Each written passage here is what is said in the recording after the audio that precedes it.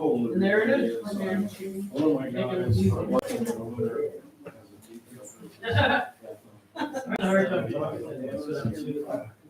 It's live. All right.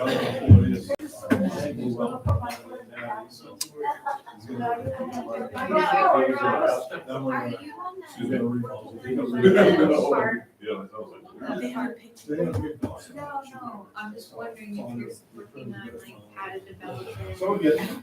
Yeah, I wanna. Okay. I've got another meeting I need to go to at 8, so I wasn't quite sure how I was gonna do. So if I disappear, but at some point, you should get that. Okay. So we're live right now. Yeah. All right, ladies and gentlemen, let's get underway a little bit on the early side. All right, ladies and gentlemen. All right, good evening. Welcome to Candidates Night 2023. I'm Joe Wagner. I live at 26 Day Road here in Lyman. I'll serve as tonight's moderator. Tonight, we will hear from candidates running for the RSU 57 School Board, the Town Budget Committee, and the Town Select Board. Your opportunity to vote will be at the municipal election on Tuesday, June 13th from 8 a.m. to 8 p.m. right here at Town Hall. Now, my apologies, I do understand that early voting will be available, but the details of that I do not have at this time. Please monitor the town website for information on early voting. We'll proceed as follows. We will have 3 rounds of presentations based on the positions being contested. For the RSU 57 School Board, there are 2 positions, one a 1-year term, the other a 3-year term. Running as a write-in candidate for the 3-year term is Ms. Suzanne Bauer. For the Lyman Budget Committee, there are 2 3-year positions, and there's, I think, no official candidate for the 1-year position that's being contested. That'll be filled by a write-in ballot. The 2 contestants for the 2 3-year positions are Michelle Felicity and John Tibbetts. For the Lyman Select Board, there are 2 3-year positions, and the candidates are Dave Elves, Vicki Gable, Bill Single, and Amber Sweat. As for tonight's format, it's based on the previous candidates' night's formats. First off, the forum is not a debate. The intent of this night is to help voters to see what the candidates are looking to bring to our town. Mutual respect, professionalism, and leadership will be expected from the candidates. Candidates will not interrupt one another. Candidates will speak on their own philosophies, experiences, and goals, not address other candidates by name. A violation of this will be sanctioned by the moderator, and the offending candidate will lose his or her turn to respond. The forum will begin with candidates having 2 minutes to introduce themselves to the voters. The moderator will then ask prepared position-specific questions to each candidate pool. Each candidate will receive 2 minutes to respond. Some questions were drawn from those asked at previous candidates' nights. Others were solicited on the town's website and submitted to the select board clerk. The moderator, in the interest of time and fairness, has condensed and edited those questions. The candidates have been provided those questions in advance. Time permitting, Lyman citizens who are in the audience will have the opportunity at the end of the prepared questions to ask questions that are directed to all of the candidates. Audience members who ask questions will please state their names and place of residence. Candidates will answer the first question in alphabetical order, and the order of answering subsequent questions will progress in the same alphabetical sequence. The moderator, me, will provide a visible 30-second warning signal as allotted time for response draws to a close. Hope you don't mind, I'll just do this. That's from speech and debate high school days. That's 30 seconds to go. Okay, proceedings will conclude with each candidate pool, with the candidates presenting a 1-minute closing statement. So shall we begin? Ms. Bauer, could you please come forward?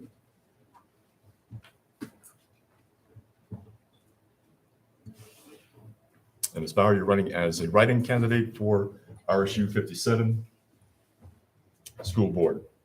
Yes. Good evening. My name's Suzanne Bauer, and I'm currently serving as a school board, as the school board member for Lyman. So I thought it would be good if you met me. I was appointed in March, and my family and I, we've been living in Lyman since August of 2020. The reason I volunteered to step up for school board is I was educated at a really good public school in upstate New York. It has served me really well. Since graduating from that school in 1991, I have gone on, got a bachelor's degree in applied math, minor in physics, and have gone on into software engineering and this whole big data stuff that you hear about. Also have done some mobile applications out on the West Coast where we had been living in the area of fish and wildlife. So, and I just really believe that public schools can educate our young people well. I felt that the rigorous academic program I was in really had me learning my math facts and writing papers, able to research, working hard, balancing, playing the violin, and on a top state ranking soccer team, and also top ranked ski team, downhill ski team. So all of that, you learn time management doing all of that. And I just said, that can happen here at RSU 57. So, so I stepped up and been going to the meetings. I've only missed one, and I'm also on the curriculum committee, and I'm also on transportation and security for the other committee. So I've been really pleased with the team that is there, and it's been a good experience this past 3 months. Thank you, Ms. Bauer. All right. In terms of the prepared questions, how do you perceive the role of the school board? And what is the responsibility of the school board to parents? And what is the relationship to the superintendent? I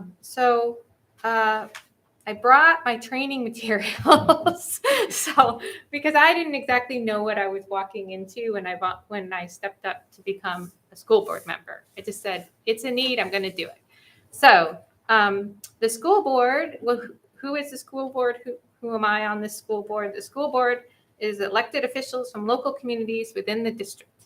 They are leaders who provide guidance and establish policies on a broader spectrum. The school board members are governed by the laws of the state of Maine and the Maine Department of Education.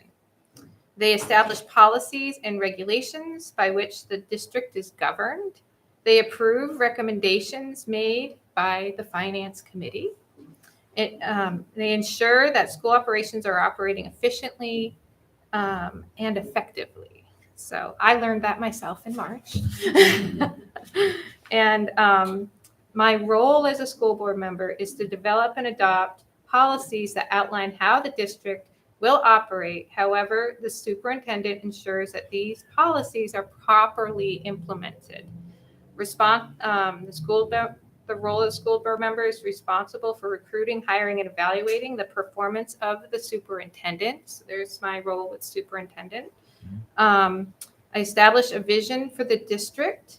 Where does the district want to see itself in the future? So I don't know if any of you were able to attend the meeting last Monday for that vision that the RSU is trying to do a strategic plan. And then approval and adoption of operating budget upon the recommendation from the Finance Committee. So there is a public meeting on Monday in regard to the school budget. So, okay. Okay. All right. You refer to your own education of upstate New York. What do you think should be the overall goals of public education? I think the overall goals for public education is to definitely educate the kids in public school to their abilities, and definitely in your reading, writing, arithmetic, your typical school subjects. And let's see, I think that it's important also that they have opportunities to take part in the arts, in drama, in sports, in music, other interests other than that core academic. I think that's great to give them that opportunity. And also to encouraging to look beyond what's next, whether it's filling in a job application for after they graduate, or college applications, or a trade school, and just trying to work with each student to figure out, where am I going and how am I going to contribute to the community I'm in, or, where I'm off to next. All right. There's been much discussion over traditional education versus social education. First, how would you define each expression?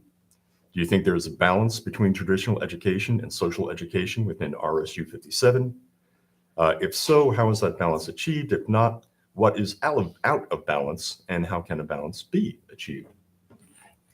So I think if traditional education is, pretty much, hitting the books, learning all of that material for your math, your English, and pretty much focusing on that without much teamwork, just a lot of, learning stuff. For social emotional learning, I do recognize that I think because of changing influences in our culture, the kids' interpersonal skills have gotten a little weak. And so learning those teamwork skills, I know I learned the teamwork skills being on the soccer team and having a very highly performing soccer team in the demands that had.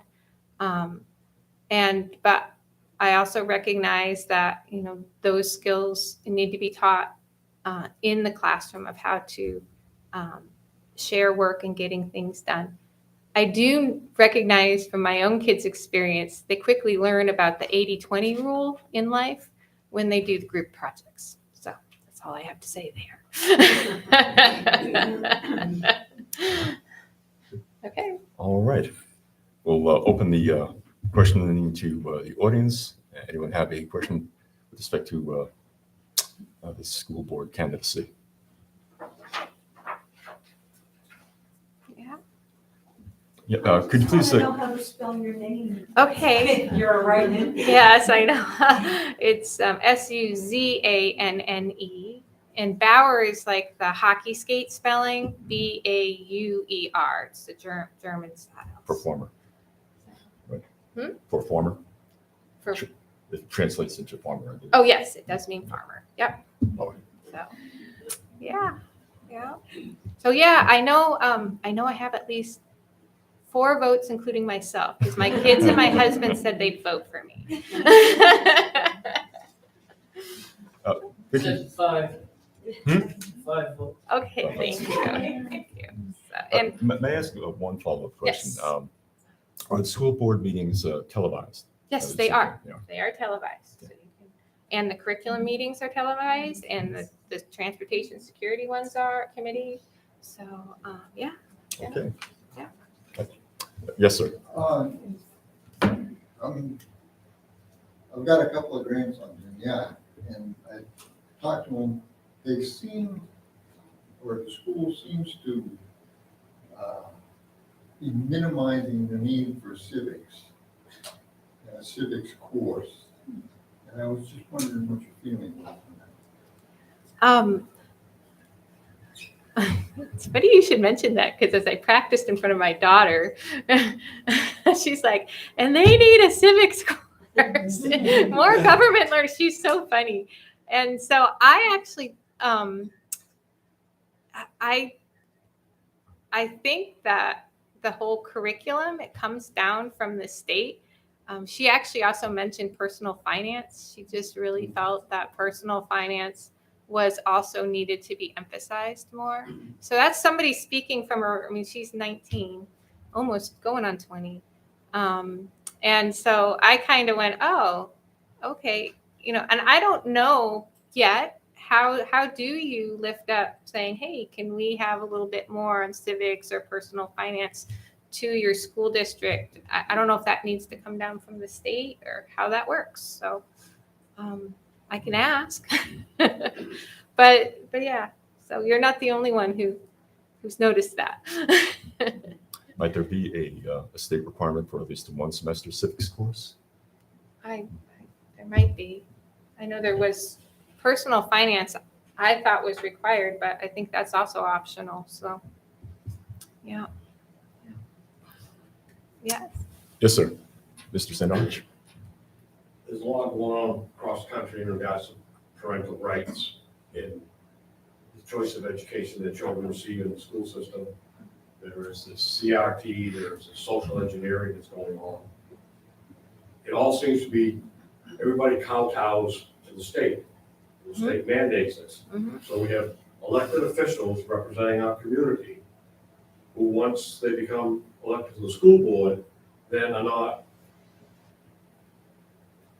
they have to kowtow to the state. You are right. Not come down here and say, I represent the town of Lyman. Yep. It should not be the fear of our school board members to stand up to the state and say, no, this is not the proper direction to go. And choose a direction that's beneficial to our children and learn the basics in life of reading, writing, and arithmetic. So they're functional people when they come out of school. And I heard you say that, I mentioned the state a few times. Mm-hmm. Is there a willingness within you to stand up to the state in regards to how the people of Lyman might feel towards their children's education? I'm not afraid to voice my opinion or travel up to Augusta to have some conversations. But really,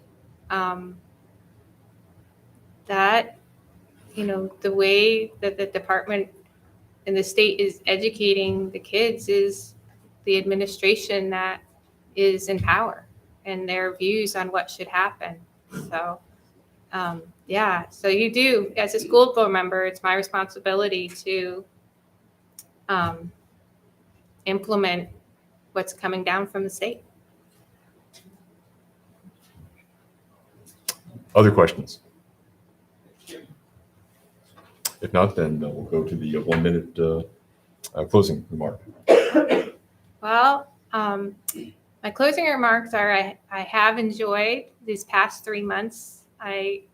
The team that is running RSU 57 for the school board, I've felt very comfortable with, and I see and hear from my own kids that things are improving, at least at the high school level. So that says a lot for the administration that is there, and they're fairly some new people there. So yeah, I decided I'd like to continue. So I would love your vote, and that's all I have to say. Ms. Power, thank you very much. Thank you.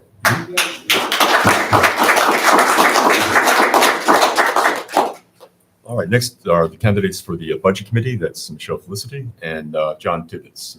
Michelle, you can sit here, and John here.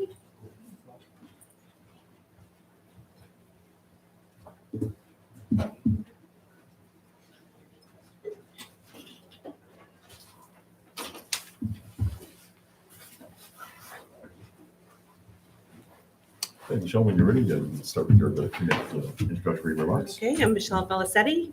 I've lived in Lyman for 12 years now, or 14 years, and I'm already on the budget committee now, and I actually really enjoy it and have enjoyed serving in that position, and so have decided to run again. I have a young son and a husband, and community and taxes and all of that is very important to me and my family, and want to see them have a great community as my son grows up and hopefully chooses to stay here. Okay, thank you very much. John? Hi, I'm John Tibbetts. I've lived in Lyman on Clark's Woods Road for 32 years. Recently moved to my son's farm property on Huff Road. I've been on the select board. This will finish up in June, 9 years. And I understand, and it's taken a while to learn, all the different things that affect the budget and how decisions we make ultimately affect the mill rate. and tried to understand the ripple effect. And I think can you bring some of that insight to serve on the budget committee? Thank you, John. The first question that was prepared: how do you perceive the role of the budget committee? What is the relationship to the select board vis-a-vis the budget committee? And what is the relationship between the budget committee and the town treasurer? John? I'll take them one by one. So the job of the budget committee is to review the budget. When we're there, we review the budget of the preceding year, as well as budgetary recommendations for the upcoming year that have been presented by the select board and the treasurer to us to review. Recently this year, the budget committee has done quarterly reviews, which is really beneficial to see how each quarter where the numbers lie and how it runs throughout the year, where we may be running over, maybe where some things can change for the budget next year. So I view that as an important role of the budget committee meeting quarterly to look at the numbers that there are shown to us.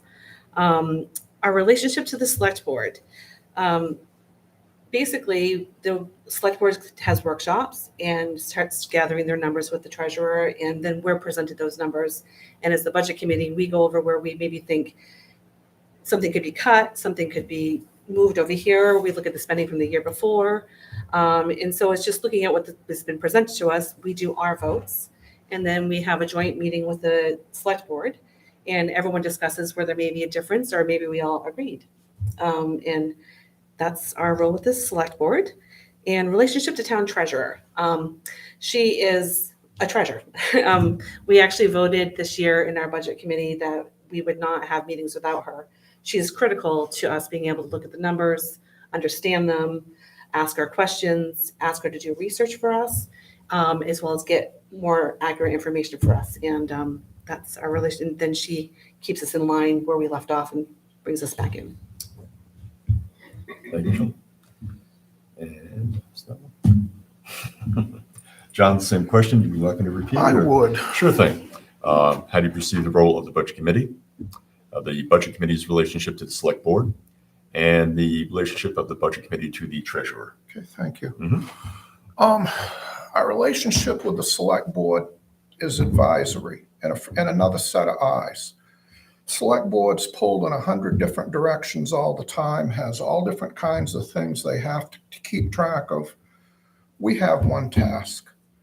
And we're really active for about 4 months out of the year.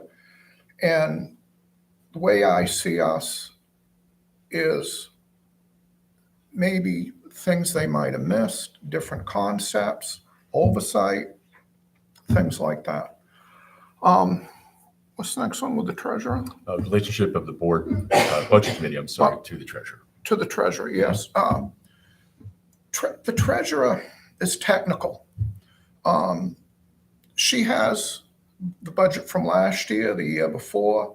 She can tell us, thumbnail in how different decisions are going to affect the mill rate. And just show us and give us an idea as the select board's meeting, what's on their mind and what they're doing. It's really an important integral role of this whole process as the treasurer. And one more. Let's see, the overall role of the budget committee? Yeah, like I said, I did that. Okay. Okay, Thank you. The selectman. All right. Next question, John, you'll answer this one first. In your opinion, what is the most pressing budgetary challenge to the town? And in what town activities should expenditures be reduced or increased?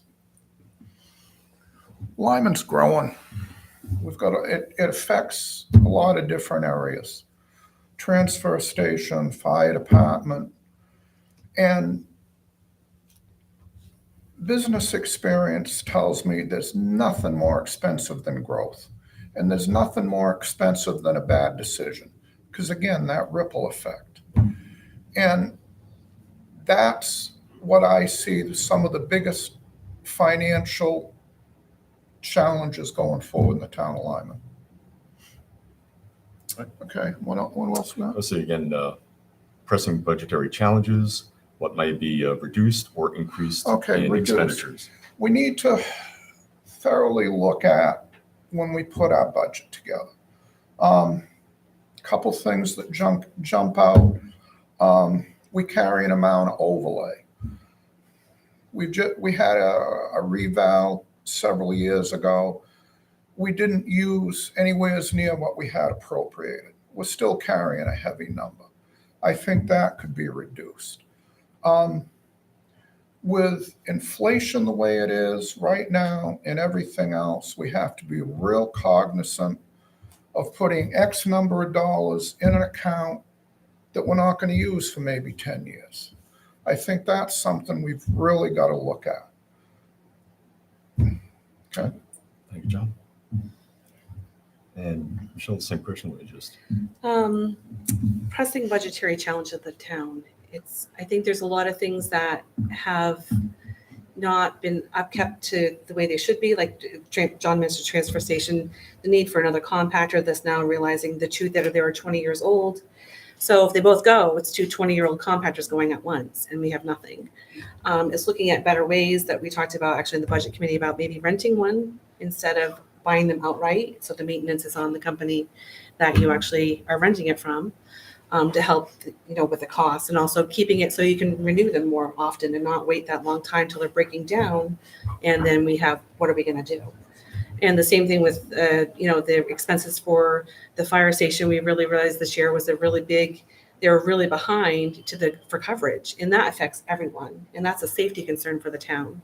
So that was something there was a lot of money to go up on the budget, but we all really felt it was necessary for the safety of the citizens. For town activities to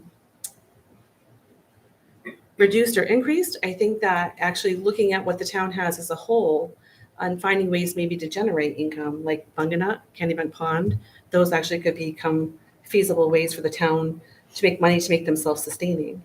And as far as reduced, that's always a hard one right now with inflation. That was a really hard one this year. We felt it was so hard, there was nowhere to cut because prices had gone up so much. That was probably the most difficult thing this year was the pricing on everything. All right. And Michelle, you've got the last of the three prepared questions. And it kind of goes into your previous response. Residential property taxes are the primary source of income in our town. Are there other sources of revenue that could be sought so as to lessen the burden on residential property taxes? And that's where I feel with the incoming town manager to write grants, not only the town manager to write grants, but I think if there's committees that are formed for anything, they could look into having grants written for whatever they're looking at as well. And also, and again, where I talked about Kennybunk and Bunganut, there are gems in this town, beautiful gems. But right now, we're expending a lot of money with not a lot of give back. And I think there are great ways and assets to the town in a way for those to give back to the town in the end. Thank you. And John, once again, what other sources of revenue could be sought to lessen the burden on residential property taxes? I like to see taxes are kind of you got to pay them. You're there. We've got other sources of income that you make choices on, like your excise tax. I bought a new Cadillac or I'm going to drive the 20-year-old Chevy. You've got that. We have fees at the transfer station, tipping fees and so forth. We need to make sure those are up to date and in line with everything going on. To Michelle's point about Bunganut, we've got a gorgeous athletic field over there that we maintain to a very high quality. I think the users need to contribute more to that field specifically. And again, I agree, the other side of Bunganut needs to be managed a little tighter so there's more income there. Thank you, John.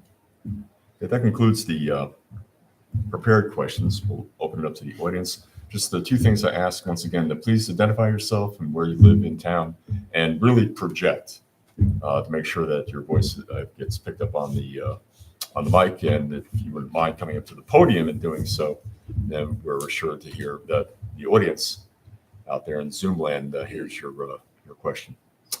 Any questions with respect to the Budget Committee candidates? Yes. Hi, Carol Baker, Room, Mass Road.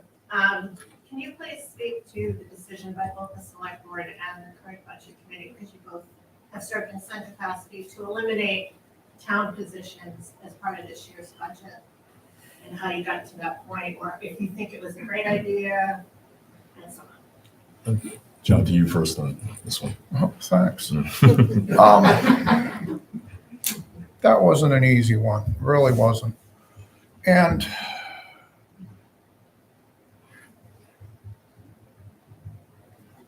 it was an elected position and not appointed. That played into it. The other thing that played into it quite a bit was actual physical space in this building. We were tasked with figuring out how to seat a town manager, how to get that done. We had a budget that was already pushing pretty hard, and we were just looking at all those factors. And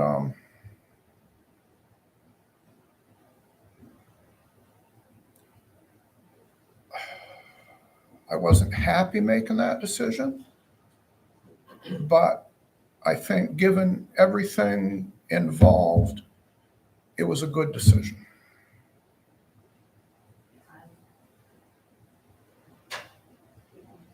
I'm sorry, because I feel like you didn't finish it. Because of the increase in budget, potentially lack of space here. If we'd left everything status quo, we couldn't even seat a town manager. We had no place to put him. There was no ramp up in the charter saying, all right, you do this, you build the building, you do that. This was here's the charter. We had to raise money this year in this year's budget and vote on for a town manager. So it goes with, all right, we're going to raise this big chunk of salary and all this other stuff and just have it float for whatever time. We've got to figure out where we're going to put them. So it was a it was a difficult problem. Thank you, John. Michelle? I had time to attend the workshops and listen to the select board as they went over these things, and it was a lot. I mean, it was not an easy decision for them. There was 2 meetings that were really heavily talked about it. And basically it's not the elimination of a position. It's actually the combining of 3 positions. So it's not like the position's going away. It's actually 2 people losing a job. And that was horrifying in this economy and life in general. It's like when companies downsize and your family's hit by it, it hurts.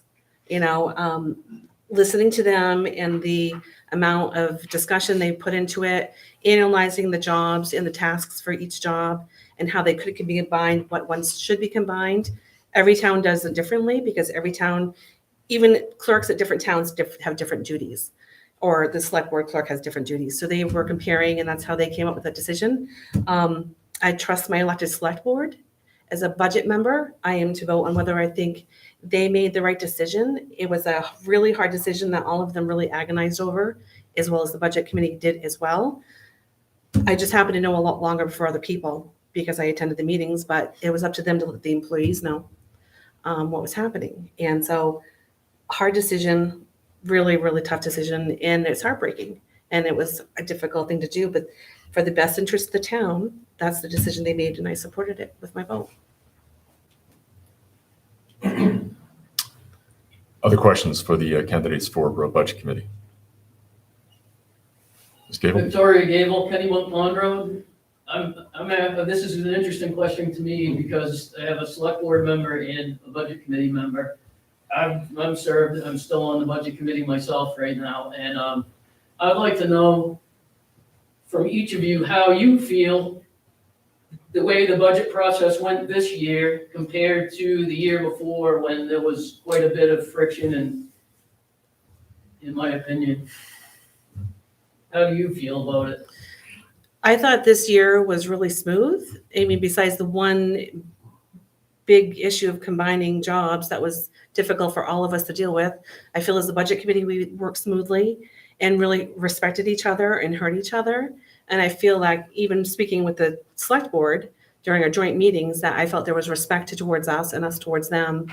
And we were heard and respected. And you know, I thought it was a really good process this year. Thank you. John? I feel the same way on a lot of that. I'd like to see it move along a little faster when we start and a little more. One of the things that held us back this year was hiring an outside firm to evaluate all the positions in town hall. Ultimately, I think that was worth that. But having been involved in a lot of the processes, or not all the processes for a while, I think this was a pretty good one this year. Related or not, we've come light years with the fire department in the budget process. That's a huge, I mean, that's a big piece of our budget. So, I mean, I think we're gaining.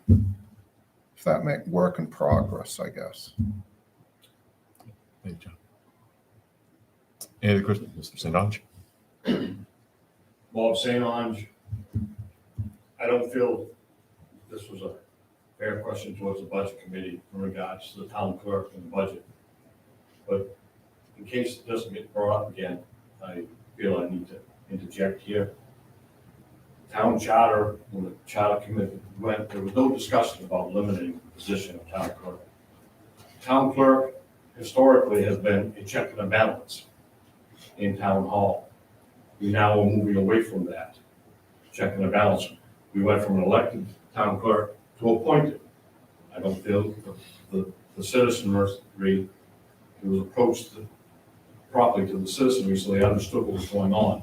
I think there are a lot of people that still perceive a better choice would be to have an elected official here. Again, to eliminate the position, whether you're going to hire a town manager who, looking around the state, is generally the treasurer also. And now you're going to combine the three positions that you mentioned. And this isn't towards the budget committee. I just feel it was brought up, so I'd like to bring it up and continue it. Well, your question, Mr. St. Ange? The question is not, I don't think it was addressed by the charter committee to do away with the town clerk. And the town clerk's position was eliminated by the board of selectmen. And I think we've got a problem here in doing that. So I got my 2 cents worth out in regards to the town clerk, if that Well, address this lady's question. care to respond to that, John?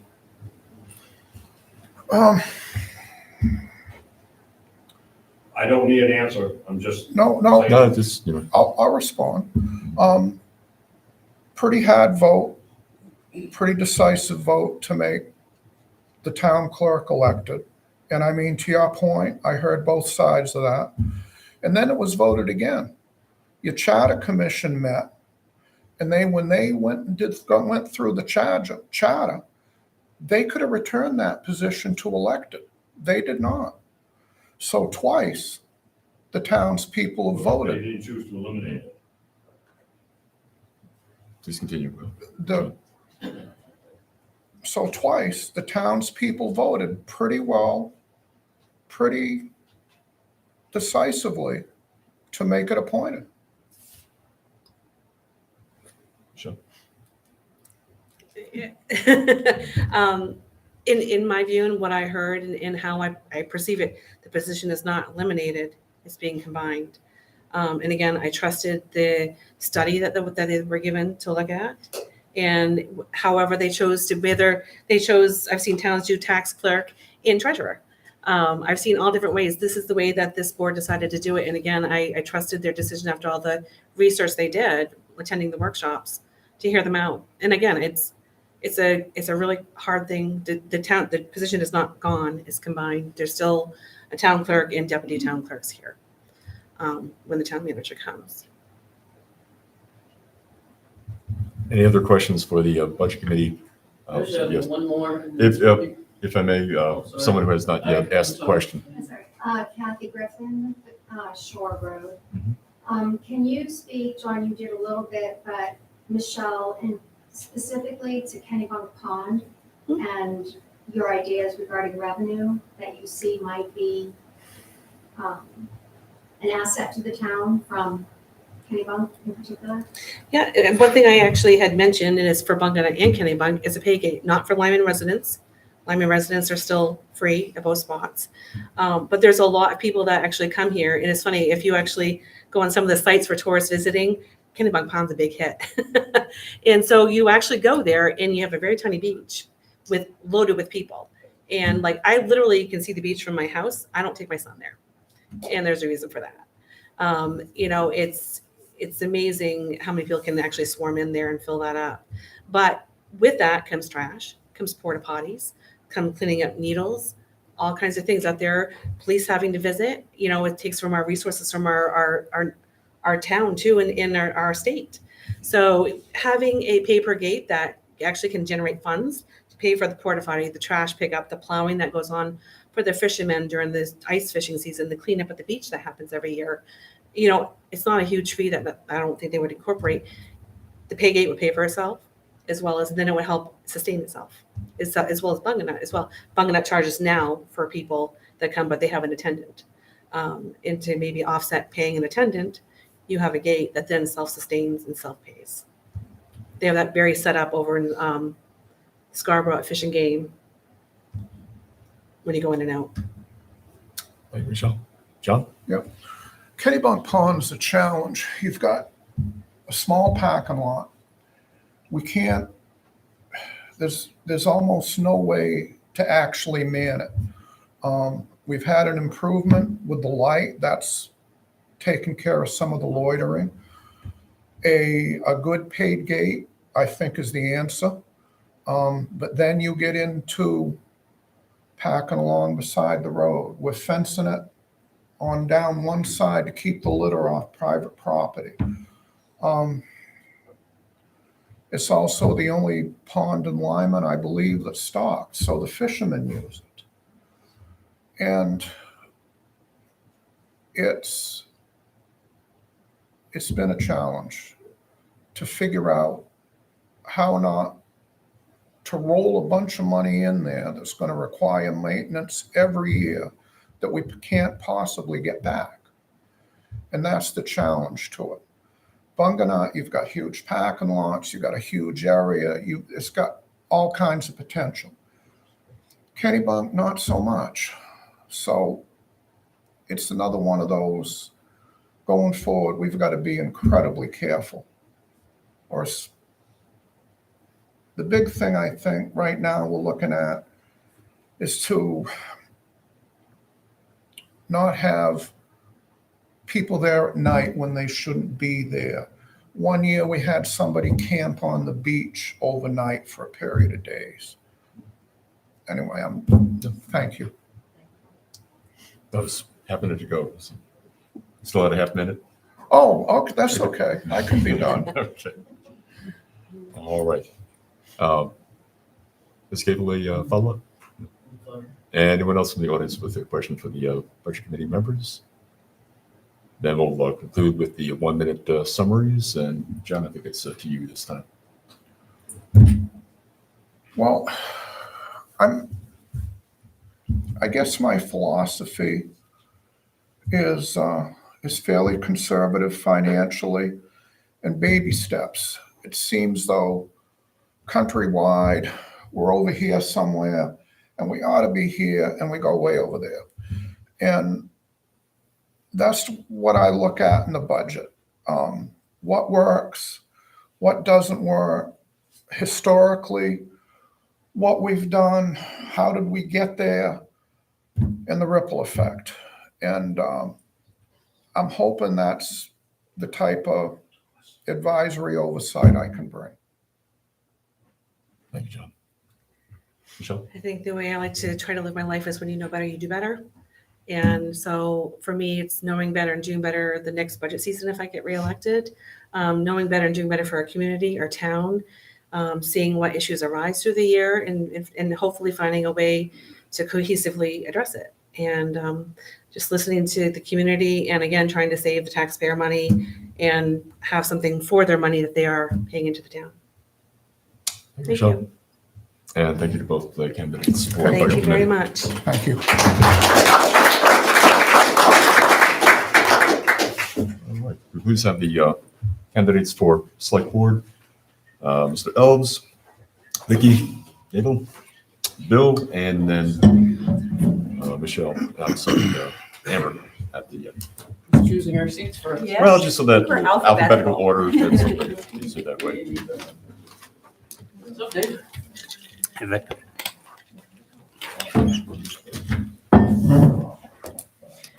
Get my prepared notes. Okay, once again, we'll start with 2-minute personal presentations. Dave, whenever you're ready. First, I would like to thank Joe Wagner for moderating this event.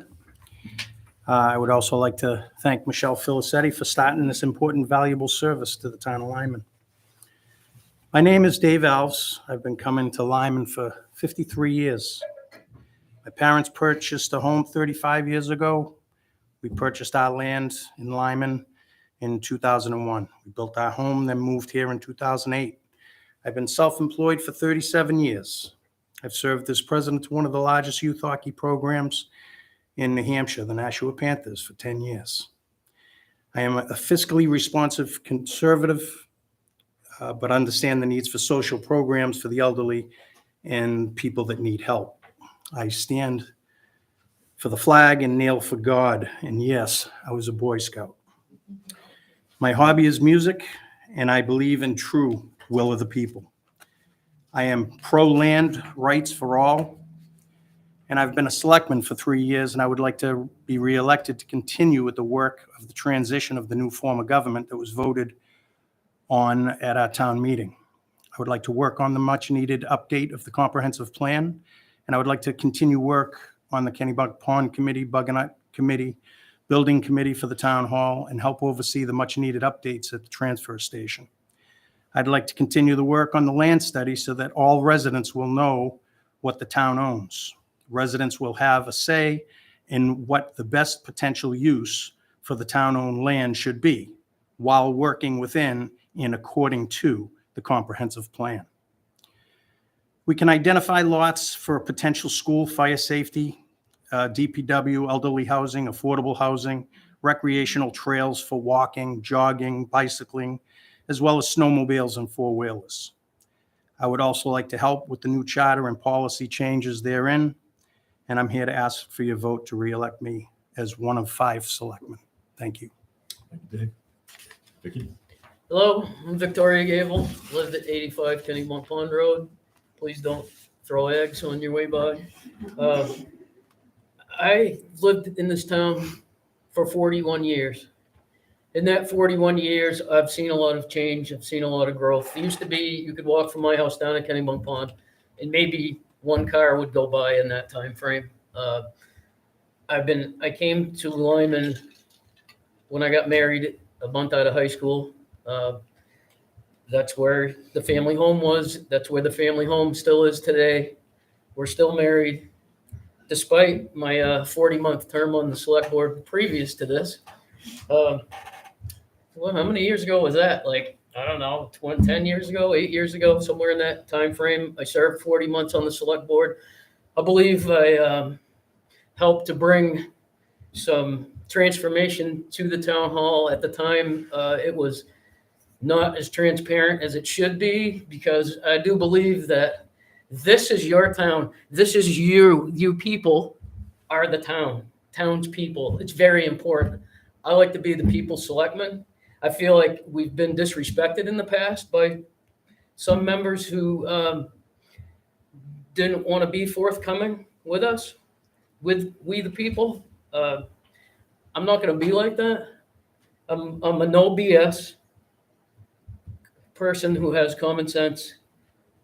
And the one thing I want to be remembered for is my honesty at the end of the day. Thank you, Vicky. Oh, I thought my time was up. Yeah, well. And I still have I'm 20 just- seconds. I could have rambled. No, you're good. Jeez. Thanks, Joe. Oh, sorry. You saved me.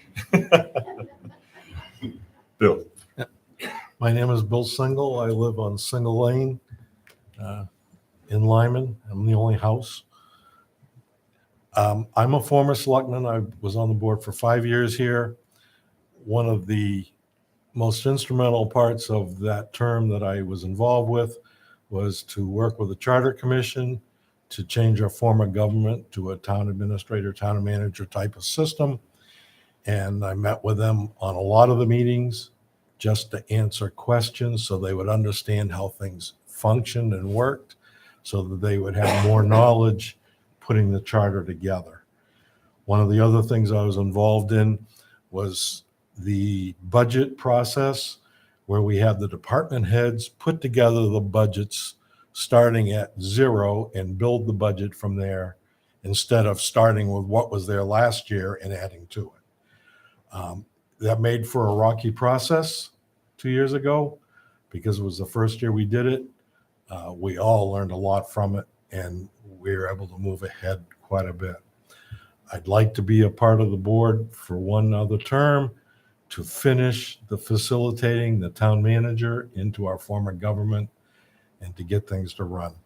The thing you need to remember is the board is made up of 5 part-time selectmen managing an $8 million plus budget that we really don't know how to deal with. And we need to get to a point that it can be managed properly. Thank you. thank you, Bill. Amber? Thank you. My name's Amber Sweat. I've lived in Lyman since 1993, married and have 2 adult children. I always had an interest in town politics, I guess, or whatever I'm doing now. But when my kids were young, I wanted my focus to be on them. So when my daughter graduated high school in 2020, I said, you know what, now's the time. I'm going to start. I'm going to get involved. 2020, I ran as a write-in for budget committee and was elected. So this was my last year on the budget committee. I was elected to the Charter Commission. I am the Eco Maine rep for Lyman. I work at the library. I have a heart for the community and service. And that's what I hope by being elected to the select board, that I can find ways to get more people in the town to come together to have their say and support everybody in the community. Thank you. All right, the first of the prepared questions is as follows. How do you perceive the role of the select board as a whole and the role of the individual members of the select board? Dave, we'll begin with you. I see the role of the board, first and foremost, to respect and follow the charter as well as the comprehensive plan, to ensure the town's residents receive the services that they have funded and trusted the board to work on in the best interest of the town, to be the overseer of the poor and help them when they need help, and to be transparent. The individual board member is only one of 5, I believe, unless the board votes the specific member to be a liaison to the board for any specific project or task. The member should not be doing town business without board approval.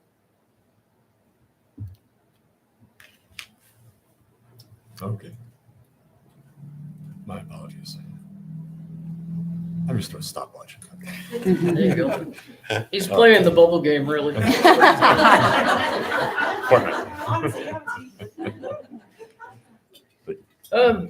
Perceive the role of the select board as being elected by the people to do the people's work by managing the day-to-day running of the town, setting the budget, putting out fires sometimes, with employees and that. I understand that these things are going to change significantly with the town manager form of government and a town manager. And I think that's a good thing, because I feel like we've been through a lot of employees over the last few years. And I'm really hoping that the town manager form of government helps to stop that, because the will of some select board members there's been accusations, and we'll put it that way, that they would try to push their will on the employees, try to get them to do things that maybe they didn't feel comfortable doing. And so that's one thing that I am in favor of, to have the town manager form of government. But the role, to me, and the overseer of the poor part, I feel like is an important piece of that too. And as far as I can see so far, we're not going to lose that angle on who we are as select board members. To be a member of a board, I described it once when I wrote in the town report, when I was the chair of the board in the past, that it's like being married to 5 different people, and you don't not necessarily you don't always get along, but I feel like there has to be a level of respect. And I also feel like it's very important that every single one of those 5 board members shares information with every single other board member, so that decisions can be made fully with all the same information. Thank you, Vicki. Bill? The Board of Selectmen is a group of people that have to work together as a team. It's a part-time job. And if you say, well, you only meet twice a month for 2 hours, that's not a big deal. What you don't see is the in-between times that people are doing, the board members are doing research, getting information together, calling other towns, talking to other people, and getting everything ready. It's not uncommon for some of the board members to have to spend 20 hours plus a week doing business. So it is a team effort, and it cannot be an individual effort. They have to work together for the town. Thank you, Bill. Amber? I see the select board as being the overseers of the town. Their role is that of managing the day-to-day business and making sure that things are done correctly according to the town charter and our town ordinances, while keeping the town residents first and foremost in their minds at all times. Individually, I think that the select board members are the face of the town, showing up at community events and celebrations, meeting our neighbors out and about around town, listening to concerns that they may have, and then being able to bring those back to the board and letting them know what they're hearing around town to hopefully try to take care of. Thank you, Amber. Thank you. And the next question, Vicki, you'll be first to respond to this one. The revised town charter set to go into effect on July 1st provides for a new position of town manager. What do you see as the principal duties of this position, its relationship with the board, and what qualities would be most desirable in the hiring process for this position? I'm going to start with the end of that question first. I think that since this is new to us, I would like to see a town manager with town manager experience already.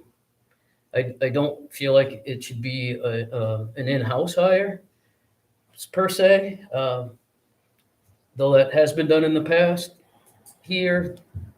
But to work with the board, has to have good communication skills, be organized, know how to write grants, know day-to-day operations that a town does, how to work with the employees, schedule time off, various things associated with that.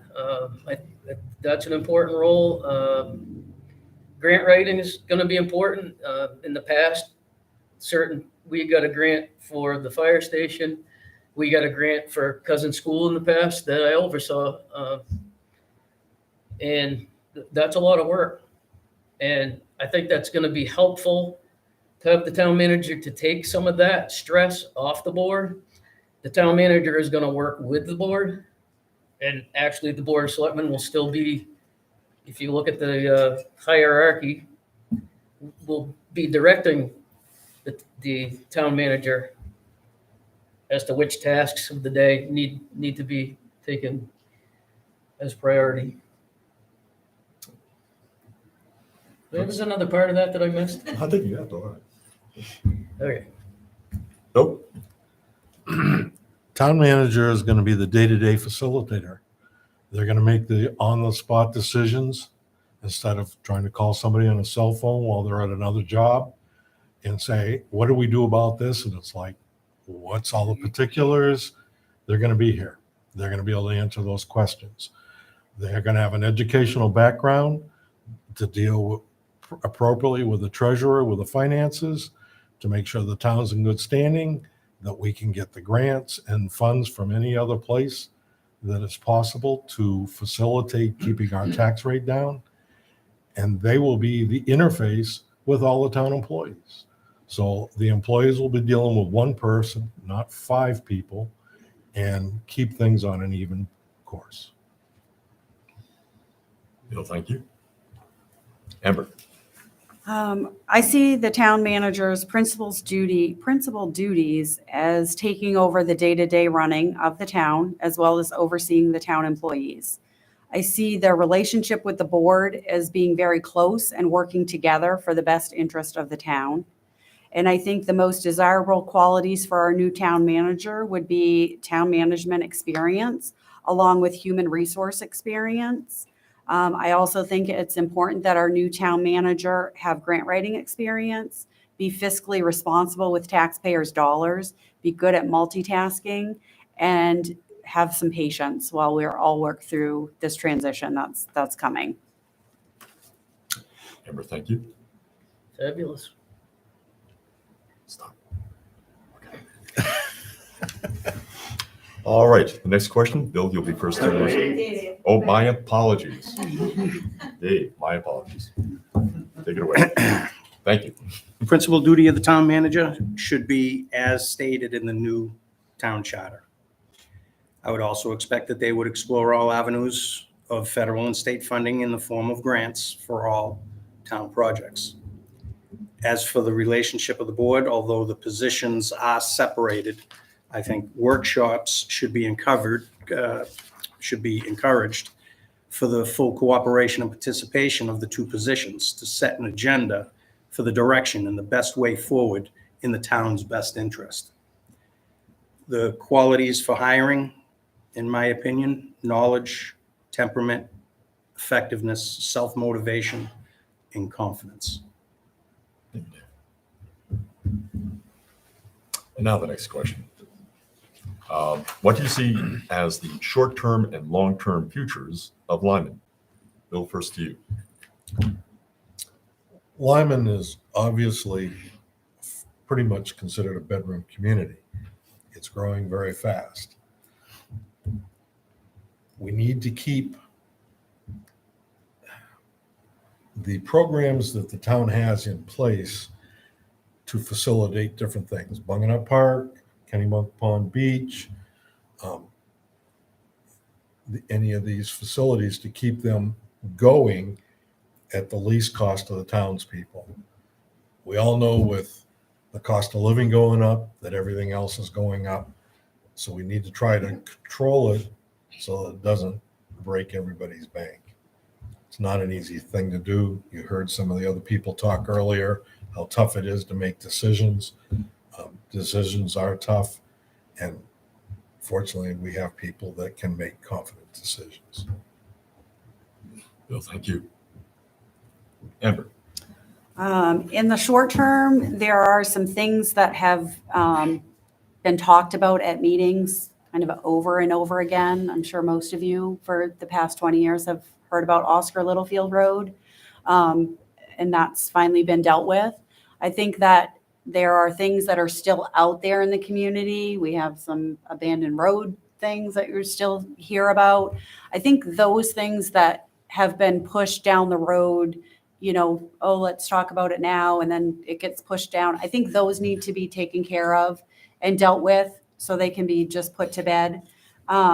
In the long term, I would like to see the town find ways to use the resources that we already have to lower the tax burden for our residents. Amber, thank you. Dave? In the short term, we must complete all these projects that are in front of us. The transfer station, Kennybunk Pond Beach and parking area, Buggernut Field and Beach, Town Hall plan and specs, update to comprehensive plan in conjunction with the land study, delete contract zoning. All of us should be working together for a smooth transition in implementing the changes in the new charter and the new form of our government. In the long term, get prepared for the changes the state wants to mandate. The town is growing whether the state has a mandate or not. And it's time to stop thinking about day to day and start thinking about in multiple years, then 5-year increments. Where will we be? How many residents? What will we need? We have assets in this town that we should harness and make as productive as possible for the benefit of all residents. Gone are the days of letting assets be sold or not properly supervised, only to have an infusion of taxpayer funds year after year. Having a set goal with a proper plan is the best way to achieve success. I would like to see us engage in a town-wide ward system where the town is defined by separate ward districts so the ward can be represented, and this will allow the whole town to be represented, not just one pocket area. I believe this will cast a net over the whole town and will promote more inclusiveness. Thank you. And Vicky? Short term, I just, I want to see this get implemented, town manager stuff, as outlined in the charter. I would like to, I'd like to see things not fall through the cracks anymore, like some incidences that have come up with I'm trying to think, I've lost the word that I'm looking for. I can't talk today either. Somebody else said that earlier on. But there was a situation where the planning board granted a conditional use permit to an entity, and it was supposed to have XYZ, and there is an expiration date on those, and they've been running without one for 5 years. It was only brought to our attention recently, and I'm just curious in the short term. I mean, I would want those kinds of things to be followed up, because if there was one, how many more is there? Whose responsibility is it to make sure that these things are carried through? And the long term, I would like to see this community try to retain as much of the small town flavor as we can. I know there's been an influx of a lot of people since COVID. I don't want it to turn into all the services provided, like trash pickup, Department of Public Works, yada yada. I don't want all that. I don't want all the city stuff here. Personally, I want it to retain the small town flavor. That's why a lot of us moved here, because it's a beautiful place to live. I think others of us moved here because we don't need that kind of thing. We can go to the transfer station. We can do that. We have a nice good fire department that we share with Dayton, which should be an example. Thank you very much. Next question, Amber, you'll start with this one. How does the select board ensure that all persons serving the community in any capacity are treated fairly, receive due process, and are appropriately supervised? How should the select board members be held accountable for their conduct toward town personnel? I think the best way to ensure fair treatment, due process, and appropriate supervision is through clear policies, and that they're enforced the same way every time, no matter what. As for how the select board members are held accountable for their conduct towards town personnel, again, having clear policies and a code of conduct in effect hopefully would ensure that good conduct is towards everyone. And if that's not the case, we struggled with this in charter. And it kind of came down to really the only option was using the recall avenue to hold an elected official accountable for their actions. Amber, thank you. David? As for the first part, I think it's, you follow the town charter, the new town charter. It answers all those questions. As for board members being held accountable for their conduct towards town personnel, in cases like making unilateral decisions, bullying, threatening, belittling, treating personnel with disrespect, I think they should be removed from office. They should not hold office or be appointed to boards in the future so they can eliminate their potential abusive behavior from happening again. We're all neighbors, you know, maybe with different ideas, but we are one town, and to disrespect each other this way should be condemned by all. Dave, thank you. Vicky? Can you repeat the question? Sure thing. Let's see. How does select board members ensure that all persons serving the community in any capacity are treated fairly, receive due process, and are appropriately supervised? How should the select board members be held accountable for their conduct toward town personnel? I think the people got to elect the right people for the job. If you elect people that are honest, that serve with integrity, and not self-serving in that they're looking out for the best interest of the town, that's not going to happen. You won't have to worry about that kind of thing. But I also think that we do have things in place in the charter with the recall. That almost happened last year or this year. And I also believe that we had a situation when I was on the board before with members that were running amok, and we called them out on their BS. And I'm sure there's other things I remember in the MMA manual reading about censure and how you can deal with it. Basically, they can either stop what they're doing and toe the line, or take away their voice. We're working for the people. Thank you. Bill? Selectman is an elected position. Under the state law and our charter, once a person is elected by the people, they serve their term unless they are recalled. A recall is not an easy feat to pull off, to accomplish, but it is the only avenue that you can change once a person has been elected.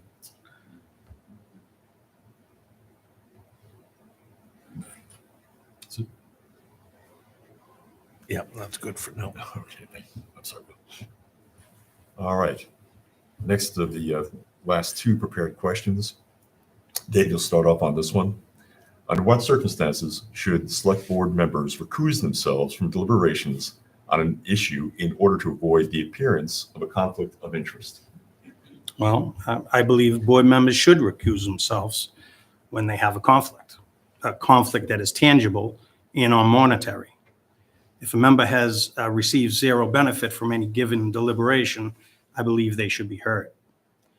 The appearance portion, to me, is a little too subjective sometimes, and it can be exploited by the same individuals that claim it, but have their own agenda and could be in the best of their interest.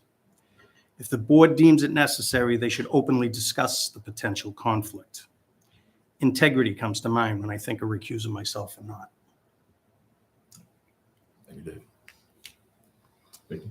Well, I don't think it's that hard when somebody is involved in something, and whether they're discussing it or going to vote on it, to use that integrity and honesty on the inside of them to say, for instance, when I was on the board, I'm just going to use this example, we were voting on whether to hire a surveyor, and it happened to be my cousin. And I said that before we even got into it, I said, this man is my cousin, and I didn't keep it a secret. I didn't wait till later. I've seen instances where a gentleman wanted to help write up bid specs for work on town properties, and then he wanted to bid on it. And the person did not understand that that was a conflict of interest in our minds. There again, the personal driver in the integrity comes to play. Thank you, Vicki. Bill? If there's a conflict of interest with how you would perceive a particular project, and you would have a motivation to vote one way or another because of that conflict, then you should recuse yourself. Sometimes you can rectify the situation by saying, okay, you're going to vote, and to see what the vote is at the time. And if the vote is overwhelming one way or the other, and your vote would not make a difference, then you could cast your vote so people know where you stand. But it's not going to change the outcome. But other than that, you have to be upfront and honest if there is something that would cause a conflict, and bring it forward. Then it can be decided what to do from there. Thank you, Bill. Amber? I think that select board members should recuse themselves from any and all deliberations and voting whenever there could even be the smallest hint or possibility of a conflict of interest. Just saves a lot of trouble down the road. Thank you. Okay, the last of the prepared questions is a little bit of a mouthful here. Vicki, you've got the first. Joy. Yeah. You're up to the bat and lead off on this one.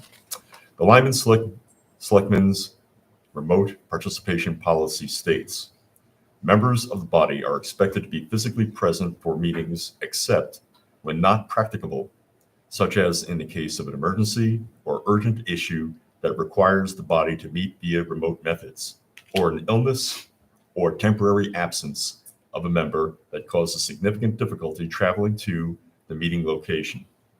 Under what circumstances, if any, may a select board member participate in an official meeting of the board without being physically present? Well, I think more recently, you've seen this happen with Zoom since COVID got big. I personally have never participated in a Zoom meeting, and I never intend to. If I get elected to this job, I'm going to be here. I don't think that it's fair to the other 4 members of the board when one is gone for an extended period of time. I personally don't care for that. But I would do everything in my power to be here. An illness, if you're sick, are you really going to want to sit in on a meeting? You get the rest of the board to take care of your business. And until then, I always thought that it was most practical to be here, to take part in what's going on. And is there any place where it's acceptable? I couldn't think of one for myself. I would not participate in a remote meeting. Thank you, Vicki. Bill? The issue of remote meetings was tackled by the Board of Selectmen in the last couple of years with COVID, and they put together a policy which was based on a policy by MMA, which had been legally vetted. And the option was there to allow people to participate even when they couldn't physically be there.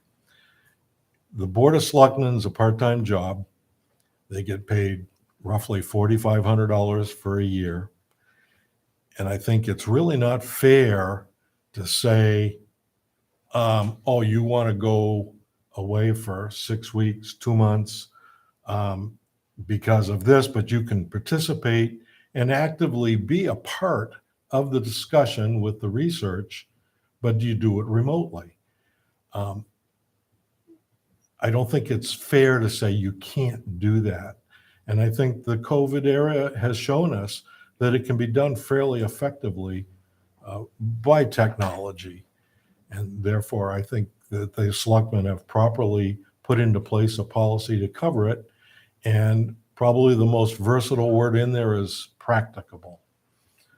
There's probably 50 different versions of practicable in this room right now. Which one's right? Thank you, Bill. Amber? I think in the case of a contagious illness, remote participation is going to be the best. But like Vicki did say, if you're sick, then how much are you going to want to participate? I think that if a select board member is traveling for their job, or they take a short vacation and they choose to participate, then that remote policy is great. It allows them to sit in on the meeting. Thank you, Amber. Yeah. Dave? This question, in my opinion, is a personal one. I believe members should be able to remote access meetings when they cannot be here in person. Our state policy allows it, our town policy allows it, and almost 25% of workers in the country that can work remotely do so. To me, the real question is the member absent? Do they engage? Do they continue with all the assignments or committee meetings? Do they participate in the meetings and have questions or solutions? Are the projects that they have been assigned being brought to a conclusion for the board to discuss? Is the board member meeting the needs of the office? Do they have the knowledge of the agenda items? That is the question. In my personal case, I've always traveled for work for 25 years. I've worked in Mass, in New Hampshire, New York, Rhode Island, Vermont, Maine, and now for the past 5 years, Florida. The term temporary absence is defined lasting for a limited period, not permanent. My temporary absence also causes significant traveling to the meeting location. If you ask any fair-minded selectman, committee member for which I served on, or special assignments I have undertaken, it would be hard to believe they would say I have not done my job to the best of my ability. You can still complete the tasks if you're engaged and proactive. Thank you, Dave. That concludes the prepared questions. We now open the question to the audience. Again, please project your voice and please identify yourself and where you live in Lyman. Hi, Carol Baker Rue, Pastor of Lyman. I'll just ask the same question I asked the budget committee members. And in hearing some of the responses tailored to it, I guess, I was very surprised by the decision to eliminate. And I know you said not eliminate Roland, the town clerk and select board clerk, into a town manager position. I don't believe that's how the charter got sold. It still shows the town clerk in there.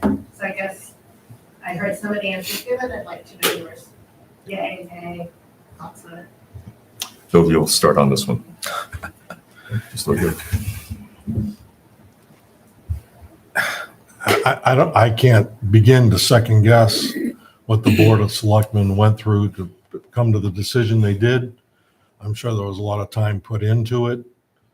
I'm not privy to any of the information, so I really can't forthright answer your question because I do not know. Amber? Being a member on the charter, it was not ever discussed when we were sitting in the room that, oh, we're gonna do this so we can get rid of the town clerk. That wasn't, I don't think that entered into the minds of any of us that were sitting on the charter commission.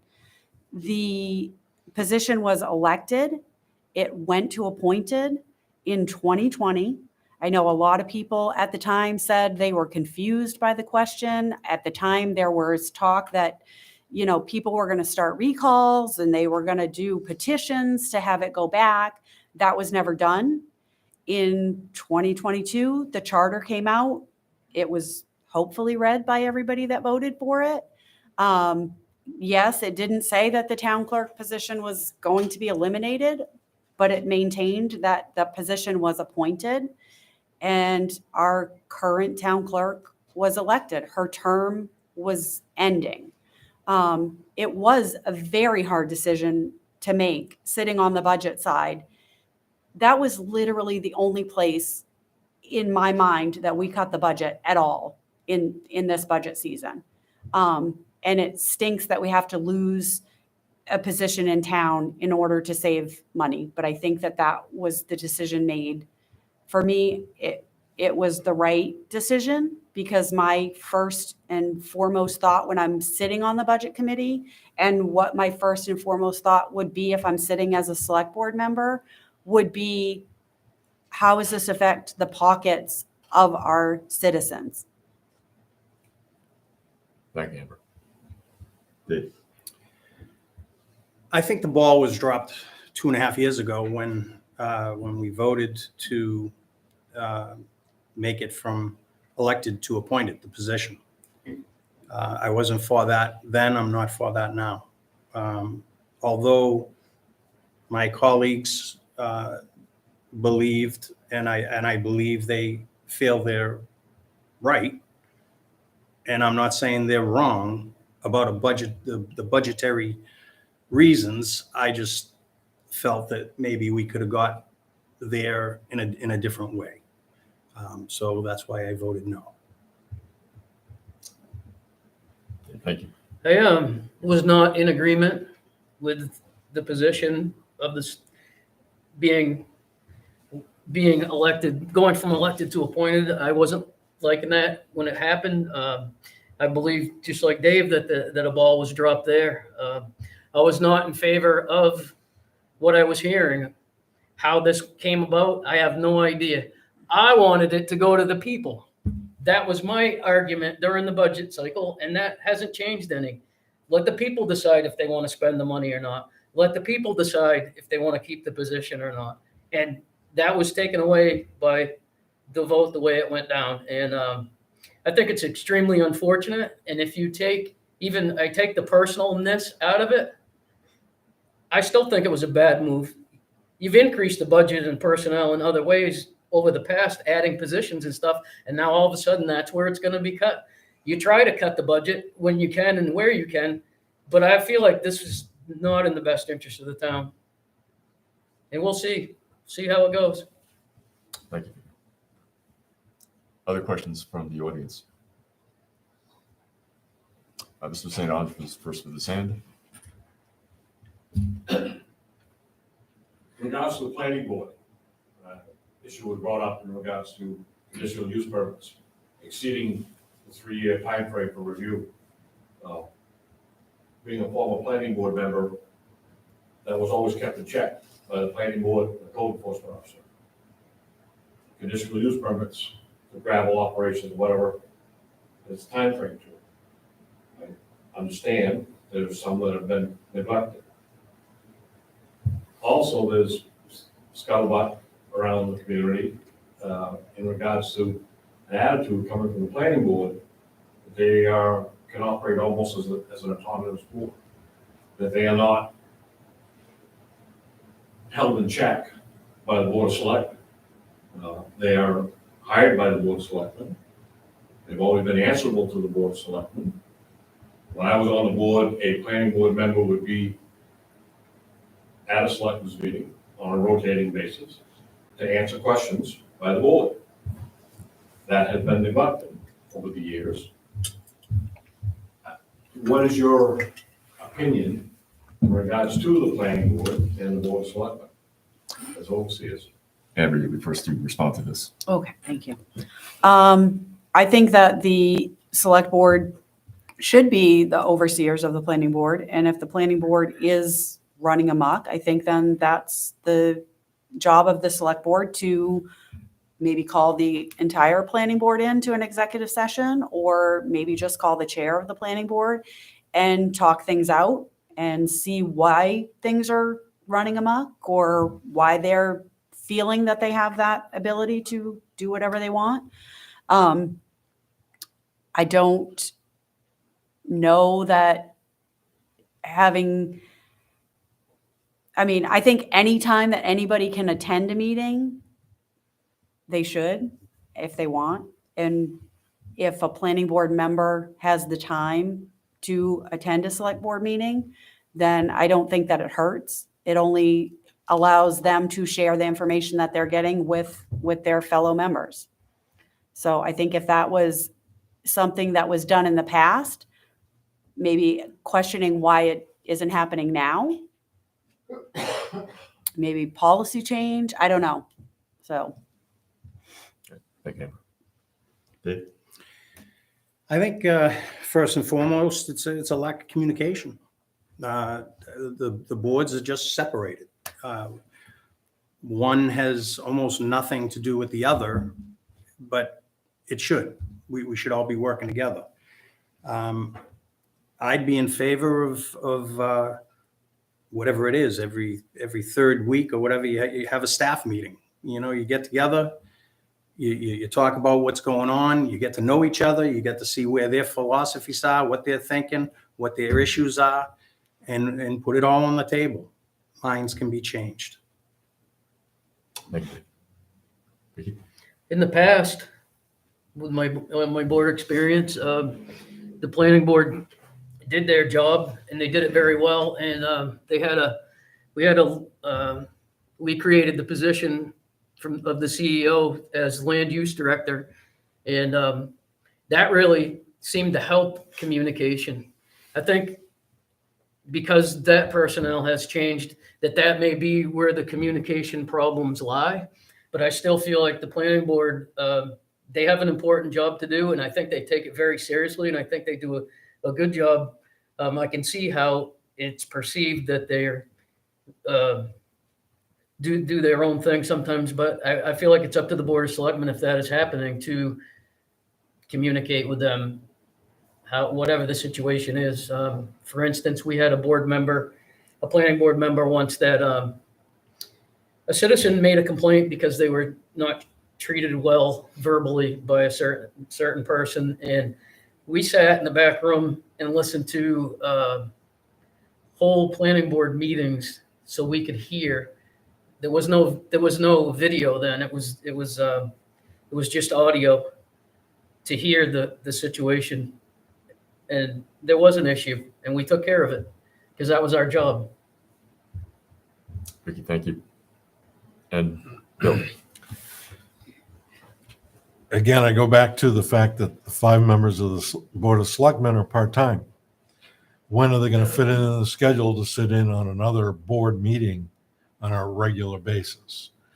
There are major time constraints with that. That's why this change to our form of government, I think, is going to be very beneficial to us. I think another thing that you're probably seeing is that whenever management changes, usually employees change. They shuffle around, some leave, new ones come on. That's very, very typical because people's philosophies don't always agree with what the change is. Thank you, Bill. I think the gentleman over there had a question. Shane Bracken, Reagan Lynn Road. For those of you that have been on a board before, can you give an example of a project or a decision that was made that you didn't agree with, however, it did follow every law, rule, or statute, or whatever it was, and tell me why you advocated for it to still go through, even though you might not agree with the applicant, the person, or the decision? Does that make sense? I don't, is it my turn first, right? No, it's not. Dave. It would be. Just do it yourself. Yeah. Wow. No, I can't think of one. I don't. I'm sorry. If that happens, I'll do my best of my ability to make it right. I'm sorry. No, I don't know. I really didn't understand the question completely. So I guess it's more in the interest of, you talk about honesty and transparency a lot. So it's ensuring everyone gets the same treatment, whether you agree with the person's project or the idea or decision, they get the same treatment, they get the same laws applied to them in the same way as everyone else. Whether you agree with that person or that decision, it still needs to be done correctly. Do you have any examples? I'll use this year's budget committee thing about taking the money to the people to let them decide if the town clerk position was good, if that was going to happen or not. I advocated for the higher number to go to the people on the town meeting floor.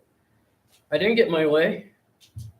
I made a pretty hasty exit for a minute to get a few breaths of fresh air afterwards, and to calm down. It was very emotional, as you can well imagine. But everybody managed to, even in disagreement, managed to respect each other. I mean, even if we don't agree on something, we're still neighbors. We still live together. We still are community at the end of the day. Thank you. Bill? I think whenever a decision is made by a group of people, a board, a committee, that everybody has their individual vote, but you really need to support the board, the committee as a whole, whether or not you totally agree. If something I think is illegal, I'm going to say, I can't agree with you, and this is why. But once the decision is made by the whole, then we should be supporting the whole. Thank you, Bill. I'm And so Amber? glad I'm the last one to answer that question. Even though I had all that time to think about it, I'm probably not going to be able to answer it.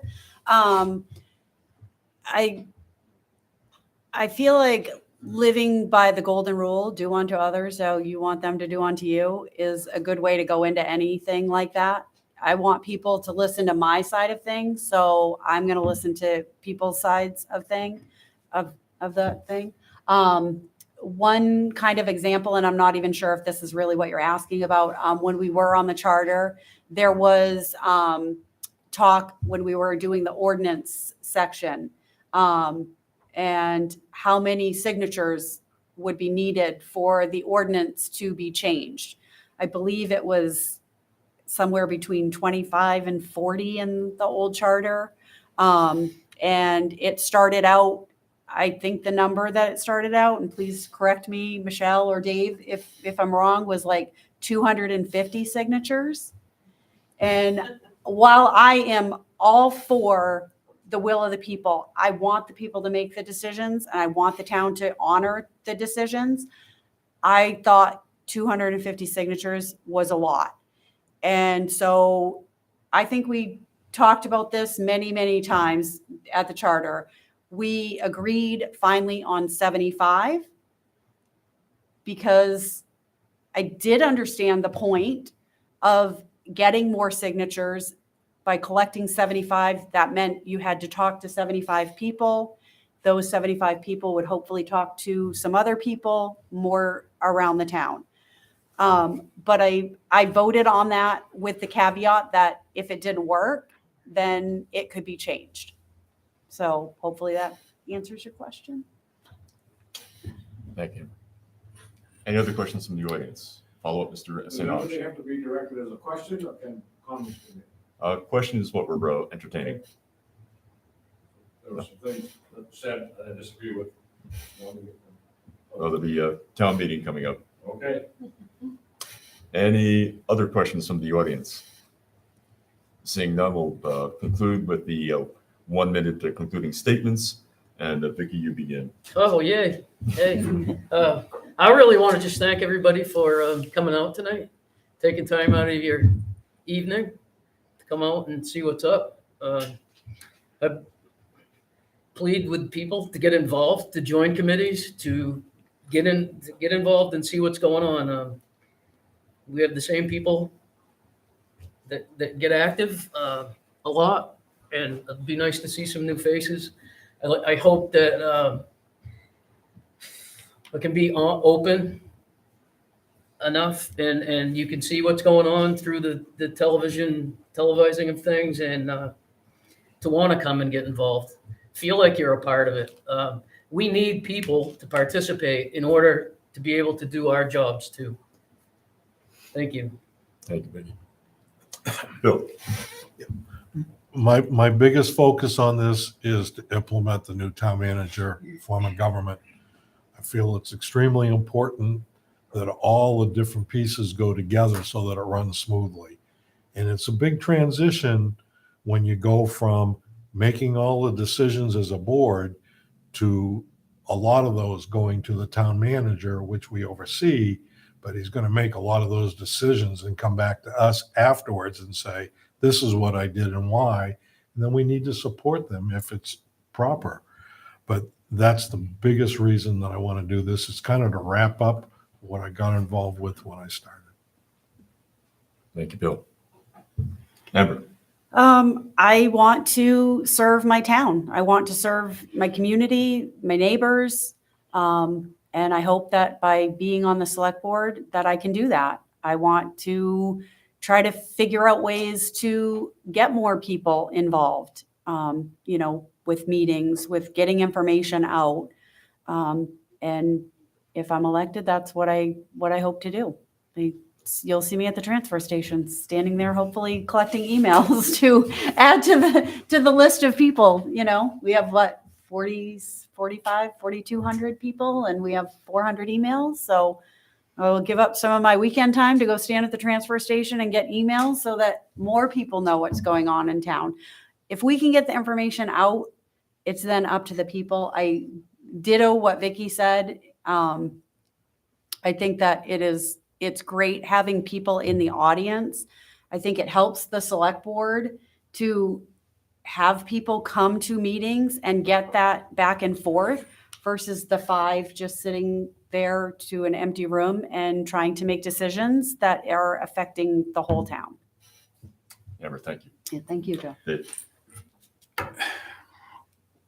When I was first elected, town hall was in chaos. In my opinion, selectmen were not following the charter and unilaterally made decisions without proper authority to do so. We've made many positive changes in the past 3 years. We've stopped the practice of selectmen researching at night by removing everybody's keys. We instituted policies to properly manage the town by following the charter. We stopped the practice of selectmen taking home personnel files. We worked on and approved a new charter. We hired quality personnel that benefited the town as a whole. We worked on the safety at the Kennybunk Pond Beach area, and we are truly transparent with our reporting with the YouTube and Zoom capabilities. We stopped unilateral decision-making. We upgraded our meeting room.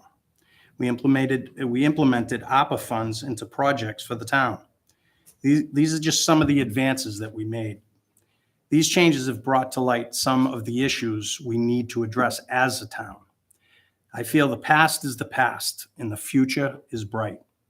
I look so forward to serving you for another term as selectman. I humbly ask for your vote to be one of your 5 selectmen in the great town. Thank you. Thank you, Dave.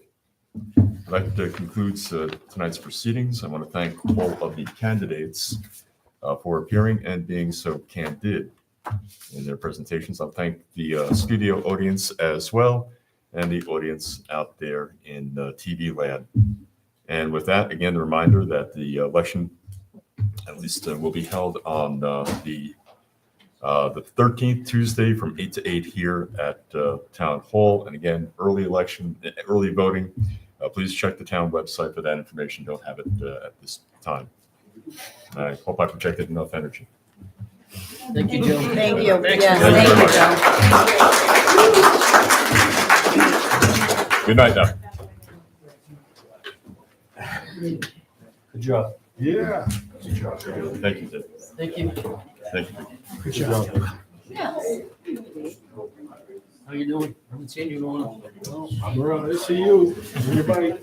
You see me? On your bike. A blur? Yeah. The blur is a blur.